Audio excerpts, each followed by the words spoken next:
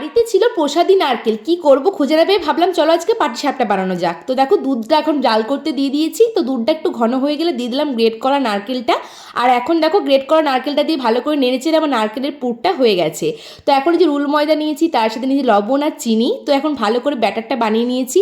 আর তারপরে এখন ফ্রাইং প্যানের মধ্যে এখন দিয়ে দিলাম আর কি সাদা তেল। আর এখন দেখো স্মুথভাবে ব্যাটারটা কি সুন্দর আর কি দিয়ে দিচ্ছিলাম, আর এক ডাবু করে দিয়েছিলাম আমি। তারপর এখন এই যে নারকেলের পুরটা দিয়ে মুড়ে দিচ্ছি, তাহলে আমার সুন্দরভাবে হয়ে গেল আর কি পাটিসাপটা। তো দেখতেই পাচ্ছ কত তাড়াতাড়ি কত চটজলদি পাটিসাপটাটা বানিয়ে নিলাম। তো আমার মোট অনেকগুলো পাটিসাপটা হয়েছিল। আর এখন পাটিসাপটাগুলো সবাইকে এখন একটা করে সার্ভ করে দিচ্ছি আর কি টেস্ট করার জন্য। প্রথমে একটা করে দিয়েছি, প্রথমে দেখো আমার শ্বশুরমশাই মানে বাবাকে দিয়েছি, বাবার রিয়াকশানটা দারুণ ছিল, বলছে প্রথমবার খেলাম এরকম দারুণ হয়েছে।